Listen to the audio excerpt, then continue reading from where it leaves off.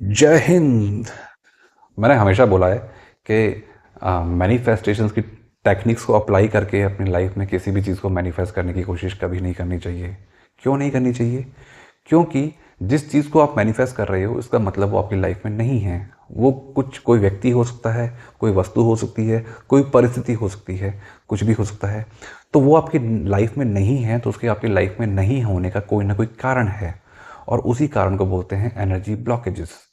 यानी ये एनर्जी, वो नेगेटिव एनर्जी जो आपकी लाइफ में अबंडेंस के रास्ते में एक तरह की रुकावट पैदा कर रही है। और ये रुकावट आप ही के द्वारा किया हुआ कोई ना कोई कर्म है, जिसका दुष्परिणाम है जो आपके सामने इस ब्लॉकेज के रूप में आया है। वो आपके द्वारा किया हुआ कर्म वो इस लाइफ का भी हो सकता है, वो पास्ट लाइफ का भी हो सकता है। मैंने अपने जीवन में, इस जीवन में या पुराने जीवन में बहुत सारे ऐसे, या उससे भी पहले वाली लाइफ के अंदर बहुत सारे ऐसे कुछ कर्म किए हैं जिनको मैं अभी ढोता हुआ आ रहा हूँ। और उसी कारण से मेरी लाइफ में अबंडेंस के रास्ते में कुछ ना कुछ ब्लॉकेज है। हो सकता है वो किसी एक चीज़ से जुड़ी हुई है। सपोज एक मनी एक एनर्जी है और मैं एक एनर्जी हूँ। ये यूनिवर्स पूरा एनर्जी है और एनर्जी लेवल पे हम सब लोग किसी ना किसी रूप में जुड़े हुए हैं। अब मैं एक एनर्जी हूँ, वो यूनिवर्स एक, वो मनी जो है वो एक एनर्जी है। अब ये मेरे लाइफ में मनी नहीं है, मैं इस मनी को अपनी लाइफ में मैनिफेस्ट करना चाहता हूँ, अट्रैक्ट करना चाहता हूँ। यानी लेकिन वो मनी नहीं है तो उसके नहीं होने का कारण है वहाँ पर कोई रुकावट है। और वो जो रुकावट है वो मेरे द्वारा कोई ना कोई क्रिएट की हुई एनर्जी है ना। मैंने कहा था ना, हम जो कर्म कर रहे हैं, ये जो थॉट भी है हमारी, वो भी एक एनर्जी है। अगर मैंने इसी जन्म में या पिछले जन्म में किसी ना कुछ एनर्जी को लेके कोई ना कोई ऐसा नेगेटिव एनर्जी क्रिएट कर रखी है, जैसा कि मैंने बहुत सारे एग्जांपल दिए थे। सपोज मैंने इसी लाइफ के अंदर बचपन से लेकर आज तक बहुत सारा money related negative thoughts create कर रखी हैं कि पैसा भाई भाई को लड़वा देता है, पैसा इंसान को इंसान का दुश्मन बना देता है, पैसा घरों में भेद पड़वा देता है, लड़ाइयाँ करवा देता है, घरों को तोड़ दिया करता है, पैसा गंदा, पैसा ये, पैसा वो। तो यानी होता क्या है कि मेरा सबकॉन्शियस माइंड जो है वो पैसे को ऐसा ट्रीट कर रहा है, इस तरह से ले रहा है कि एक बहुत गंदी चीज़ है। और इसीलिए वो गंदी चीज़ को मेरी लाइफ में नहीं आने देगा। उसको नहीं मालूम आपके लिए क्या अच्छा है क्या बुरा है। आपके थॉट प्रोसेस में जो चल रहा है वो उसी को अच्छा मान लेता है आपके लिए, और फिर आपको वो वही देने की कोशिश करता है। यानी आपको वो उसी मोड में ला देगा। आप इसी तरह से एक्शन करेंगे कि आपकी लाइफ में वो चीज़ आए जो आपके थॉट प्रोसेस में चल रही थी, भले आप उसको चाहते नहीं हो। या पास्ट लाइफ के अंदर मैंने मनी रिलेटेड कुछ ऐसा कर्म क्रिएट कर रखा है जिस कारण से आज इस जन्म में मेरे रास्ते में, मेरे जीवन में वो मनी रिलेटेड कोई प्रॉब्लम है, या मनी के अलावा कुछ भी कोई और कोई चीज़ है, खराब रिश्ते हैं, नौकरी है, या सुखद जीवन है, जो कुछ भी है, कोई भी चीज़ अगर मेरे जीवन में नहीं है तो उसके नहीं होने का कोई कारण है। तो मैनिफेस्ट करने से पहले, सबसे पहले मैंने कहा था कि मुझको उस चीज़ की हीलिंग करनी पड़ेगी। यानी उसके नहीं होने का कोई कारण है, उस कारण को हटाना पड़ेगा। और उसके बाद में वो जो मेरी डिज़ायर है, अपने आप को उस लेवल पे, उस प्लेन पे लेके जाना पड़ेगा और फिर इसको अट्रैक्ट करना पड़ेगा। लेकिन अभी तो ये अगला स्टेप आएगा। पहले तो सबसे पहले हीलिंग ज़रूरी है लेकिन अभी हीलिंग किस चीज़ की करेंगे? पहले हीलिंग खुद की करनी होती है। हीलिंग के लिए जो बेस्ट प्रैक्टिस है, best best super best, that is ho'oponopono. एक नाम सुनने में भी किसी को लगेगा अजीब सा है कि ये क्या है, होओपोनोपोनो। ये एक एंसेंट हवाइन पेयर है जिसका मतलब है फॉरगिवनेस।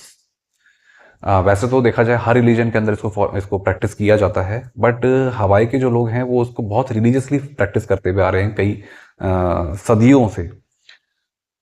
लेकिन अभी रिसेंट वहाँ पर एक केस आया था 2003 का, यानी आज से कुछ 20-21 साल पहले। एक हवाई के अंदर एक मेंटल असाइलम है जहाँ पर एक एक्सट्रीम लेवल के जो मेंटल पेशेंट्स हैं, जो इस लेवल के मेंटल हैं कि जो बहुत वायलेंट हो चुके हैं, एक दूसरे पे अटैक कर देते हैं, मेडिकल स्टाफ पे, डॉक्टर्स के ऊपर अटैक कर देते हैं, और इसके कारण से उनको जंजीरों से बांध के रखना पड़ता है। यानी वो जानलेवा पागल हैं। और ऐसे में वहाँ के डॉक्टर्स और जो मेडिकल स्टाफ है वो भी वहाँ पर हॉस्पिटल में जाने से डरता है। ऐसे में वहाँ पर एक साइकोलॉजिस्ट हुए, डॉक्टर ह्योलिन, जिनकी पोस्टिंग इस असाइलम में कर दी गई। डॉक्टर ह्योलिन एक बहुत स्पिरिचुअल पर्सन है, और उनके मन में आया कि मैंने ऐसे जीवन में क्या पाप किया था कि मेरी पोस्टिंग ऐसी जगह पर हुई है जहाँ पर मेरी जान को भी खतरा हो सकता है। अब वो बहुत सोचते रहे, तब उनके मन में एक ऐसा विचार था जब वो अपने ध्यान अवस्था में थे। तो उनके मन में कैसा विचार आया कि ये कुछ ना कुछ मेरा ही किया हुआ कर्म है, जब भी तो मेरे सामने आया है, अदरवाइज तो क्यों आता। हो सकता है कि वो जो मेंटल पेशेंट्स हैं, कभी ना कभी किसी ना किसी लाइफ में मैंने कभी इनका खून पिया होगा, आज ये मेरा खून पीने आ गए, यानी काइंड ऑफ ऐसी कुछ चीज़ें, मैंने मेरा उनके साथ में कुछ ना कुछ कार्मिक बंधा हुआ होगा और आज वो उसका बदला लेने आ गए। अब ऐसे में क्या होता है, हम लोग क्या करते हैं, जब हमारी लाइफ में कुछ सांसारिक जीवन में जीने वाले लोग, जब हमारी लाइफ में कोई प्रॉब्लम आई है और हम इस कर्म सिद्धांत को अगर मानते हैं, तो क्या होता है, गो विथ फ्लो चलते हुए, यानी जो भी उसका दुष्परिणाम है उसको भोग लो ना यार, उसको भोग लो, रो लो, दुखी हो लो, और कभी ना कभी तो वो पूरा हो जाएगा। ऐसा ही होता है। एनर्जी लेवल पे हम उसको हील भी कर सकते हैं, यानी गो विथ फ्लो ना जा करके वो जो एनर्जी है जिसके कारण, जिसके साथ में हमारा कुछ नेगेटिव जुड़ा हुआ है, उसकी हीलिंग कर लो, उसके लिए माफी मांग लो और माफ हो जाओ। डॉक्टर ह्यूरे ने यही किया, वो गो विथ फ्लो नहीं गए कि मैं हॉस्पिटल जाऊं, मैं उनका इलाज करूं, फिर वो कुछ करेंगे, मैं कुछ करूंगा, फिर ऐसा होगा, फिर वैसा होगा, ये वो चलता जाएगा, पता नहीं इस लाइफ में हो भी पाए, पता नहीं वो कार्मिक बैगेज कितनी लाइफ तक ढोना पड़ेगा। उन्होंने ऐसा कुछ नहीं किया। उन्होंने उसकी हीलिंग कर ली एनर्जी लेवल पे। वो कभी एक भी दिन हॉस्पिटल नहीं गए। उन्होंने उन सारे मेडिकल पेशेंट्स की जो केस हिस्ट्री थी, मेडिकल हिस्ट्री, वो मंगवा ली, उनको अच्छे से स्टडी किया और जस्ट फील किया कि मैं एनर्जी लेवल पे, यानी जब भी वो मेडिटेशन में बैठते थे तब वो उनकी एनर्जी से कनेक्ट करते थे एक एक करके, और वो उनसे माफ़ी मांगते थे कि तुम्हारे और मेरे बीच में, यानी मेरी एनर्जी इसकी एनर्जी से, मेरी सोल इसकी सोल से माफ़ी मांग रही है। अब वो जो दूसरी एनर्जी है ना, वो जरूरी नहीं कोई व्यक्ति ही हो, वो कुछ भी हो सकता है। जैसे मनी एक एनर्जी है ना, मेरे जीवन की खुशियां हैं, वो एक एनर्जी है ना। कुछ भी मेरे घर परिवार में किसी तरह का कुछ आंतरिक कलह है या किसी तरह की विपदा है, तो वो भी एक नेगेटिव एनर्जी है। वो जिस भी कारण से आई है वो एक एनर्जी, यानी मेरी एनर्जी उस एनर्जी से माफी मांगती है कि भाई वो जो कोई भी कारण है, किसी भी लाइफ में मैंने तुम्हारे साथ में कुछ बुरा किया था, कुछ भी हुआ था, वो जो कुछ भी था, है ना, मैं उसके लिए माफी मांगता हूँ, लिटरली माफी मांगता हूँ, और माफ हो जाना होता है। डॉक्टर ह्यूले ने भी यही किया, और ऐसा करते करते करते करते यही हो ओपोनोपोनो, इसी को करते गए, मैं इसको डिटेल में बताऊंगा। इसको करते गए और इसका रिजल्ट कुछ 4 साल लगे। 40 साल ढोया नहीं उसको गो विथ फ्लो में, 4 साल लगे, क्योंकि इतने सारे पेशेंट्स थे और उनके साथ में 4 साल लगे उनको। 4 साल के अंदर वो सारे मेंटल पेशेंट ठीक हो गए, समाज में खुले घूम रहे हैं और बहुत अच्छे से घूम रहे हैं। बिल्कुल, आप जानते होंगे कि कोई छोटी से छोटी साइकोलॉजिकल प्रॉब्लम होती है तो उसके लिए सालों साल दवाइयाँ चलती रहती हैं, फिर भी वो कंप्लीटली ट्रीट नहीं हो पाता है। और यहाँ पर इस लेवल के जो पागल थे वो पूरी तरह से ठीक हो गए। डॉक्टर ह्यूलन की ख्याति होगी, क्योंकि 2007 में वो मेंटल असाइलम बंद हो चुका है। आज भी वहाँ पर वो असाइलम अब नहीं है, क्योंकि वहाँ पर दोबारा कोई पेशेंट आया ही नहीं। वो जो पेशेंट थे वो चले गए, वो ठीक होकर समाज में चले गए, जो कि इम्पॉसिबल टास्क था। डॉक्टर ह्यूलन से जब इसके बारे में पूछा गया तो डॉक्टर ह्यूलन ने यही बोला कि मैंने कुछ भी नहीं किया। मैंने, क्योंकि लोगों ने पूछा आप तो कभी हॉस्पिटल गए भी नहीं, आपने इलाज करा कैसे, क्योंकि वो पेशेंट यही कहते थे हमारा इलाज डॉक्टर ह्यूलन ने किया है। डॉक्टर ह्यूलन ने बोला मैंने कुछ भी नहीं किया, मैंने केवल उनकी जो एनर्जी थी और मेरी, हमारे बीच में कुछ भी कार्मिक था हमारा, मैंने उसके लिए माफ़ी मांग ली, हील हो गया, उन्होंने मुझे माफ़ कर दिया। और एग्जैक्टली यही हुआ। दोनों ही किसी न किसी कर्म बंधन से बंधे हुए थे। डॉक्टर ह्यूलिन के द्वारा जो भी कुछ नेगेटिव किया हुआ था, उन्होंने इस चीज़ के लिए उनको, उनसे माफ़ी मांगना शुरू कर दिया, उनकी सोल से माफ़ी मांगना शुरू कर दिया, और उन्होंने उसकी, उनकी एनर्जी ने उनको माफ़ कर दिया। यानी वो बंधन खत्म हो गया, खत्म हो गया, और उसके बाद में दोनों उस बंधन से मुक्त हो गए। डॉक्टर ह्यूलिन इस सिचुएशन से फ्री हो गए, और ये लोग जो इस पागलपन का जीवन जी रहे थे वो वहां से फ्री हो गए। इसीलिए जब भी हमारे जीवन में कोई नेगेटिविटी आई है तो मैंने हमेशा कहा है वो मेरा ही क्रिएशन है। वो इस लाइफ का भी हो सकता है, वो पास्ट लाइफ का भी हो सकता है। इसलिए दोष किसी और को देने के बजाय हमको इंट्रोस्पेक्शन करना चाहिए कि वो हमारा कारण है, वो कारण हम हैं, और उस कारण को हील कर लेना चाहिए, बजाय रोने के या कंप्लेन करने के। और इसीलिए इस प्रैक्टिस को जो हम हीलिंग के तौर पे यूज़ करते हैं, एक्सट्रीमली मैजिकल और ब्यूटीफुल प्रैक्टिस है। मैंने अपनी लाइफ के अंदर इसको काफ़ी लंबे टाइम से मैं इसको प्रैक्टिस कर रहा हूँ, और मैंने बहुत चीज़ों को हील कर दिया, बहुत सारी सिचुएशंस को हील कर लिया, और बहुत अच्छी सिचुएशन में, यानी हीलिंग जिसको कहते हैं ना, प्रॉपर अपनी अंदर की आत्मा को निचोड़ निचोड़ के हील कर देना, वो मैंने फील किया है इससे। एक्सट्रीमली पावरफुल है। होओपोनोपोनो बेसिकली देखा जाए तो इजी सी प्रैक्टिस है, बिल्कुल देखने में ऐसा लगेगा 4 सेंटेंस है। I am sorry, please forgive me, thank you, I love you. I am sorry, please forgive me, thank you and I love you. यानी I am sorry, please forgive me, that is repentance. Thank you, gratitude and I love you is love. हमको बस इन 4 sentence है, इन्हीं का सहारा लेते हुए, जरूरी नहीं है कि आप इसको इंग्लिश में ही बोलें, आप इसको हिंदी में बोलें, मराठी में बोलें, गुजराती में, तेलुगु में, तमिल में, संस्कृत में, या फिर किसी लोकल रीजनल लैंग्वेज के अंदर जो भी भाषा आपको आती है, जिससे भी आप इजीली कनेक्ट कर पाते हैं, आपको उस भाषा में आप उसको बोलने लग जाइए। लेकिन हील करना किसको है? सबसे पहले उस हम मेरे जीवन में वो अबंडेंस आने के रास्ते में जो रुकावट है, उस रुकावट को बाद में हील करेंगे, पहले खुद को हील करना है।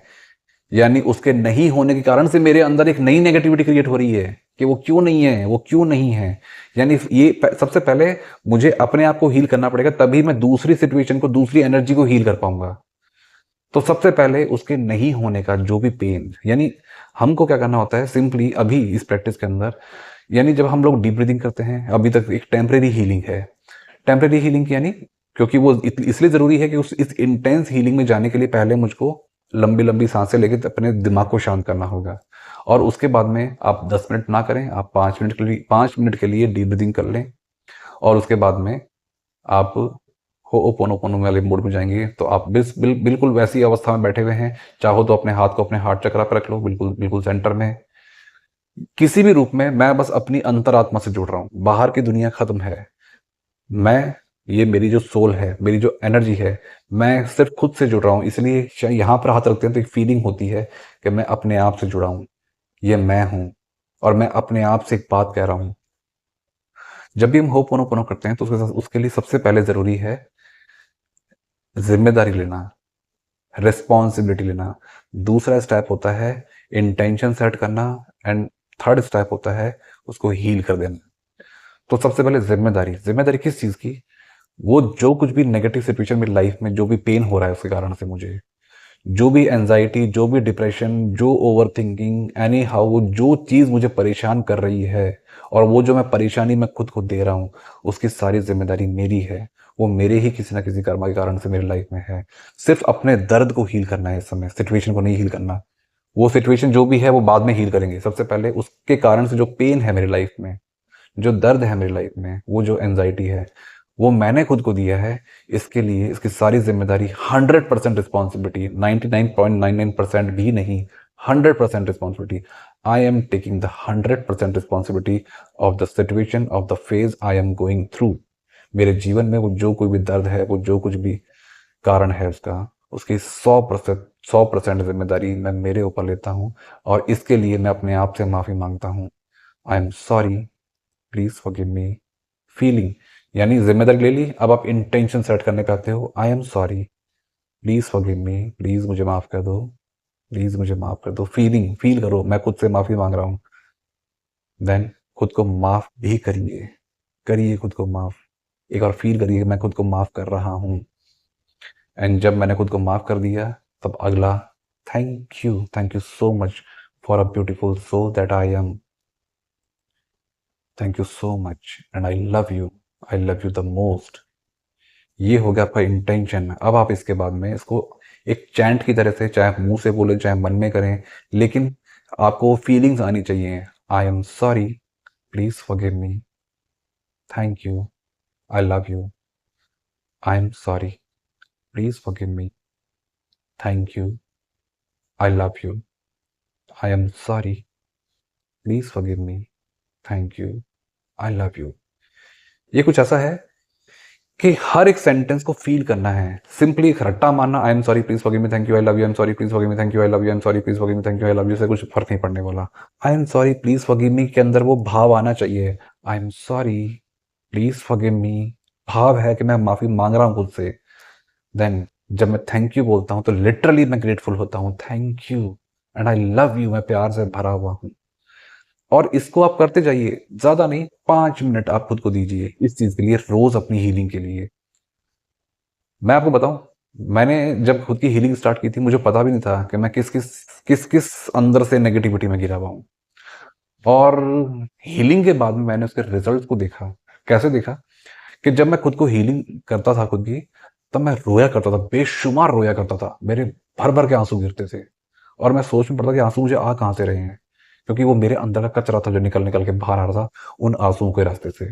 वो सारी नेगेटिविटी जो है वो सरफेस पे आके हील हो रही थी। तो इसीलिए आपकी लाइफ में भी अगर आप जब भी आप होपोनोपोनो स्टार्ट कर रहे हैं तो आपको इसके कुछ ना कुछ इसके सिम्टम्स दिखने लगते हैं। या तो आपको आंसू आएंगे, या आपका सर भारी होगा, चक्कर चक्कर से आने लग जाएंगे, गला भरने को होगा, छाती में भारीपन आएगा, ऐसा कुछ भी आपको होता है, वॉमिटिंग जैसा फील होता है, तो घबराने की ज़रूरत नहीं है। आपकी नेगेटिविटी सरफेस पे आ रही है, उसको आने दो, आने दो। रोना आता है तो रो दो, वॉमिटिंग उल्टी आती है तो कर दो, सर चकराता है तो चक्कर खा लो, ये अपने आप नेगेटिविटी निकल जाएगी। यानी जब दो सेनाएं लड़ती हैं तो इसने इस पे अटैक किया तो ये भी तो अटैक करेगी ना, तो बस वही सब कुछ हो रहा है। तो उससे घबराने का नहीं है। जब मेरी बॉडी में कोई बैक्टीरिया, कोई वायरस अटैक करता है तो बॉडी रिस्पॉन्ड करती है उससे लड़ने के लिए, और उसका रिजल्ट आता है फीवर। तो फीवर एक्चुअली कोई बीमारी नहीं है, फीवर एक्चुअली कोई बीमारी नहीं है, बस यही होता है। तो बस हमको करना यही है कि हमको इस एक्सरसाइज को, इस प्रैक्टिस को एक 5 मिनट दिन में रोज खुद को देने हैं। मिनिमम 5 मिनट दो। मैं तो बहुत इसको लंबे टाइम तक मैं भी कर लेता हूँ। मिनिमम 5 मिनट खुद को दीजिए, खुद को हील करने के लिए, खुद को निचोड़ डालने के लिए। एंड बिलीव मी, एक बार जब आप खुद की हीलिंग कर लेते हैं ना तो आप बहुत हल्के हो जाते हैं। एक जैसे हवा में उड़ रहे हैं, एकदम रिलैक्स हो जाते हैं। बहुत अच्छा अच्छा फील होता है उसके बाद में, क्योंकि आपने खुद से माफी मांग ली है, खुद को माफ कर दिया है, खुद को थैंक यू बोल दिया, खुद को प्यार भी शो कर दिया। उसके बाद में देखो बहुत अच्छा अच्छा लगने लगता है। और जब वो अच्छा अच्छा अच्छा अच्छा हमको लगने लगता है ना, तो उसके बाद में हम दूसरी सिचुएशंस को हील कर पाते हैं, दूसरे लोगों को भी हील कर पाते हैं। यानी अब मेरे रास्ते में वो जो ब्लॉकेज है, अबंडेंस के रास्ते में वो जो ब्लॉकेज है, मैं उसको हील कर लूंगा। या वो जो सामने वाली, जैसे मनी नहीं आ रही है, तो उस ब्लॉकेज को, मनी को, मेरी जॉब को, मेरे बिजनेस को, मैं वो जो भी सिचुएशन चल रही है मैं हर किसी को हील कर लूंगा। कोई मेरा दोस्त, मेरा घर का कोई व्यक्ति कोई मुझसे नाराज है किसी कारण से, देखो है ना, तो मैं उसको हील कर लूंगा। वो प्रैक्टिस भी देंगे, इसी प्रैक्टिस में वो आएगा, सिचुएशन को हील करना, वो भी इसी प्रैक्टिस में आ जाएगा। लेकिन पहले आप खुद की हीलिंग को स्टार्ट कीजिए, और बिलीव मी, आपको इस लेवल का मजा आने वाला है इसको करने में। ये प्रैक्टिस है ही सुपर मैजिकल, और इसके सुपर मैजिकल रिजल्ट्स मैं अपनी पिछली प्रैक्टिस के अंदर बहुत सारे लोगों को दिखा चुका हूँ। लोगों ने अपनी लाइफ में इसको फील किया है, एक्सट्रीम पावरफुल है। तो अगर आप चाहते हैं कि इसका एक प्रॉपर गाइडेड मेडिटेशन आप चाहते हैं तो मुझे कमेंट बॉक्स में बताएं, मैं आपको इसका प्रॉपर एक गाइडेड मेडिटेशन बना करके दे दूंगा। आप इस मेडिटेशन को खुद उसको यानी उस मेरे ऑडियो को सुनते हुए आप उसको फॉलो कर सकते हैं। अगर स्टार्टिंग में आपको करने में दिक्कत आ रही है कैसे करना है इसको, तो ये गाइडेड मेडिटेशन मैं आपको दे दूंगा। तो आप इस प्रैक्टिस को करें, फिर मिलेंगे नेक्स्ट वीडियो में। जय हिंद।